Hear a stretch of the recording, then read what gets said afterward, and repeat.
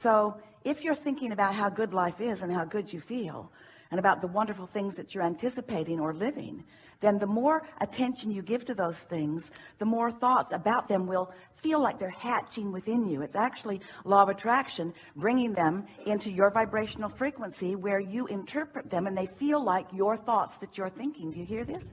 You talk too much. You talk too much. You're trying to figure this stuff out too much.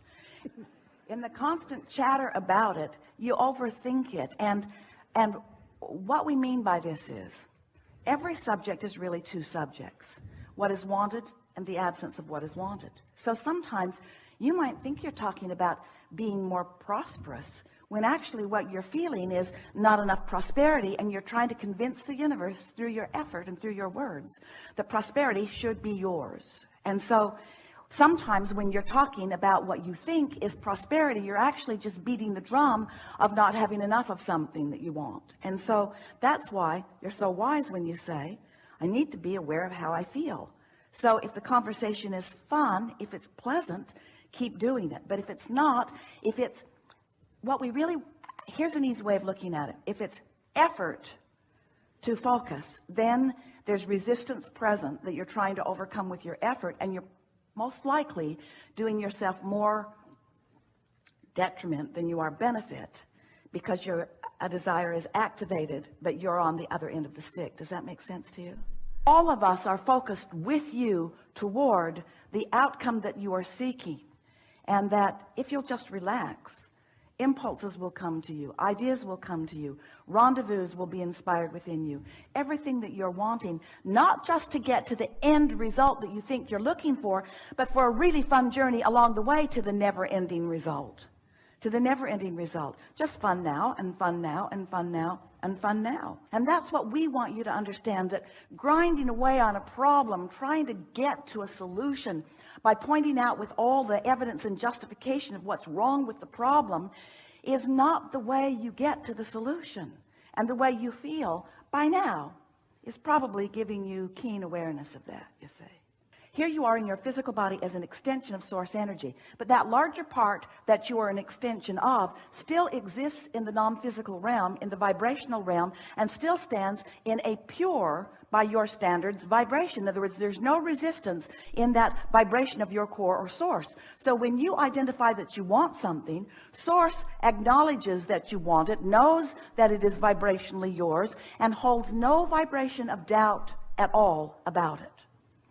So the way you feel is your indication, always, 100% of the time, of whether you are in tune with the way the larger part of you sees this, whatever it is you're thinking about, or whether you're not. If you're in tune with it, then you feel enthusiasm, or you feel at a minimum peacefulness and satisfaction.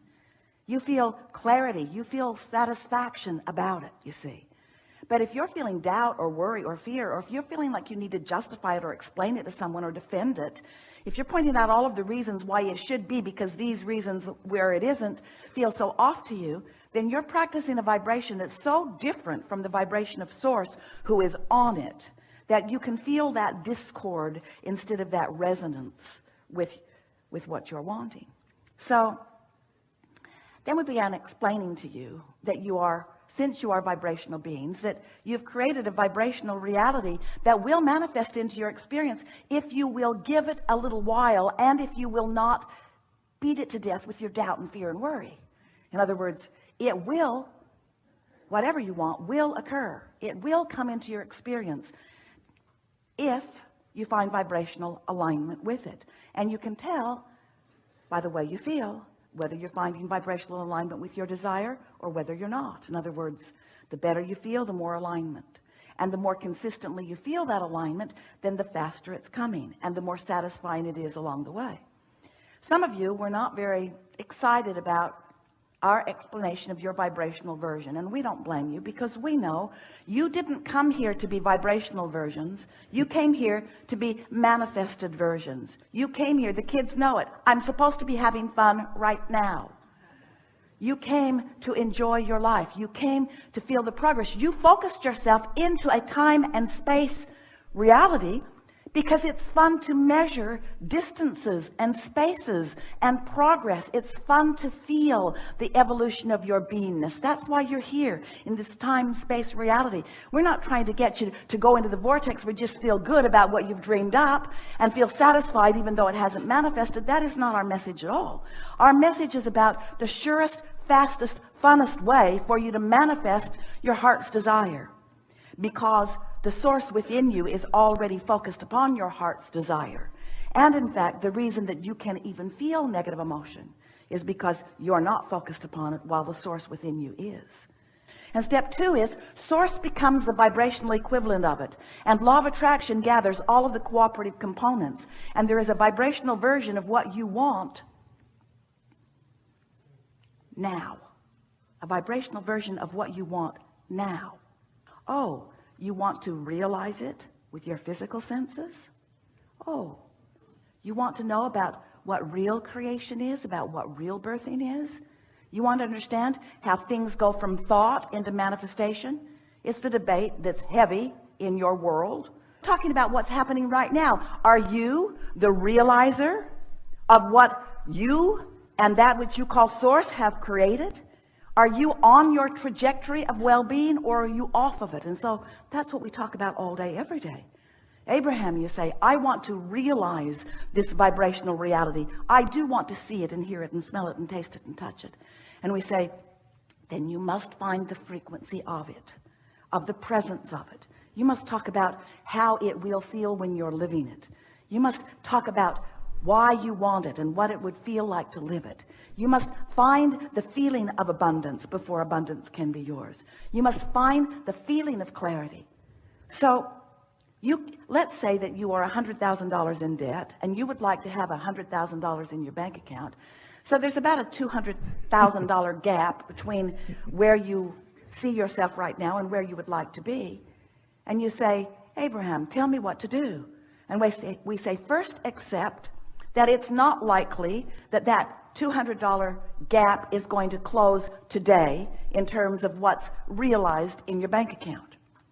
But you can close that gap between doubt and knowing in a minute or two. You can close that gap between being fearful about your financial condition and being hopeful about your financial condition in just a few conversations with yourself or with us or with each other.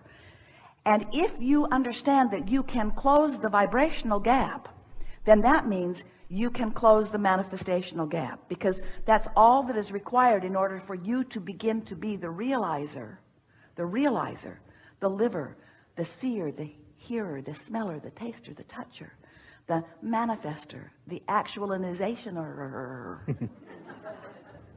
the real life liver of what you are asking for. So when you say to us, I want to feel my way, we say, start early in the day before other momentum has you off on some wild goose chase that isn't serving you. Because this is something that you may not understand. When you think a thought for as little as 17 seconds, that thought has enough momentum that another thought like it will join it. And as you maintain that thought for another 17 seconds and then another until you've maintained that thought, that pure thought, not what's wanted in absence of it, but what's wanted and why. What's wanted and why. For as little as 68 seconds, there's enough momentum then that happens that you can begin the realization process right then. Thoughts will begin to flow to you. Inspiration will begin to flow to you. Thoughts are powerful, and law of attraction is responding to your powerful thoughts. So when you care about the way you feel while you are thinking, then all kinds of wonderful things begin to actualize or materialize in your experience. Something that is important for you to realize, and we really want to put this in here so that you can really absorb this.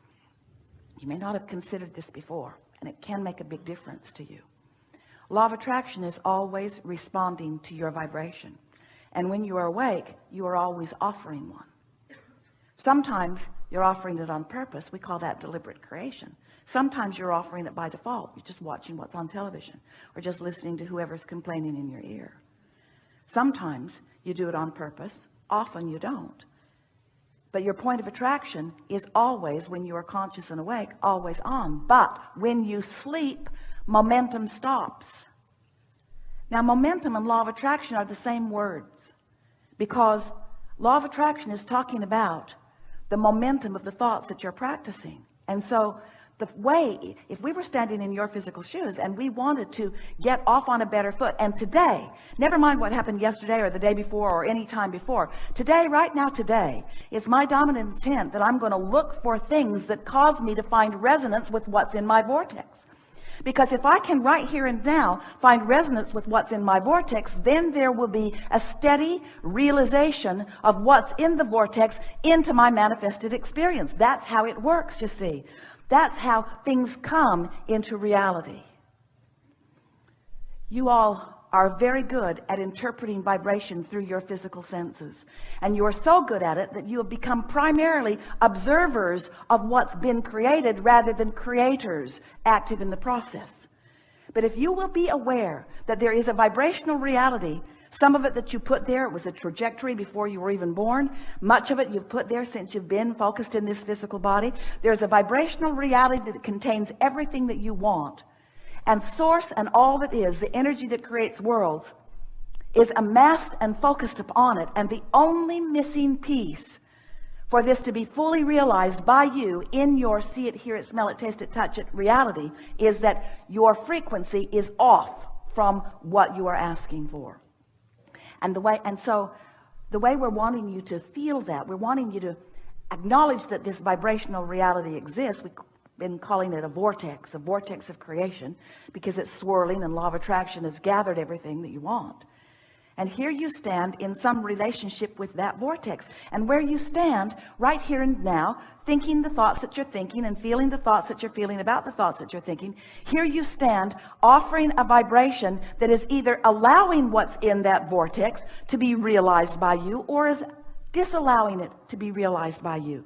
You get it? It's sort of like you've got your tuner set just a little off sometimes. So even though all of us are queued up saying, there it is over there, there it is over there, that's a trail you're going to really like. You would really have fun. There's someone who will meet you there that you'll have a really good time with. Oh, you're really going to like this. You're really going to like this. You're just off just a little bit. And you're saying, I don't like this so much. I don't like this so much. I don't like this so much. But as you start tuning your frequency, as you're talking about, as you start caring about the way you feel, then you start, instead of zigging and zagging, you're zigging and zigging and zagging and zagging. You're rendezvousing with the things that you want. And that's when life begins to be that delicious experience that you expected when you made the decision to come into this physical experience. So we're talking about your point of attraction and what you're doing about it. And the likelihood of what you're doing about it right now is that it's likely to be doing about it, about what you've been doing about it, because that's the habit of doing about it that you've got going on. That's what beliefs are. Beliefs are just thoughts that you keep thinking. They don't have any basis in reality other than that you're creating reality from the beliefs that you hold, you see. You could create entirely different realities, and you don't need everybody else or anybody else to agree with you. You've just got to agree with you. Because your life caused you to tell Source what you want about that and that and that and that and that and that and that. And Source is lined up. Source is on it. The question is, where are you in relationship to all of that? So if we were standing in your physical shoes, we would acknowledge when we go to bed, all right, this has been a great day, whatever it was. Because at its worst, I put more good stuff in the vortex, and at its best, I realized some of it. This has been a really good day, and tomorrow another really good day. And now I'm going to lay myself down to rest. And while I do, my point of attraction is going to become inactive, because my consciousness is going to leave, and I'm going to rest, and the cells of my body are going to take over. So Source, cells, up to you. I'm out of here. Oh, by the way, when I wake up in the morning, I'm going to get off on a really good foot. Before you know it, you have pushed the reset button. You have reassigned your position in this time-space reality. You have established a whole new point of attraction that has a whole new vibrational relationship with what's in your vortex. And as soon as today, things begin to happen that indicate to you, oh, nothing makes you feel more worthy than that. Nothing makes you feel more brilliant than that than to say, I said that would be so, and it be so.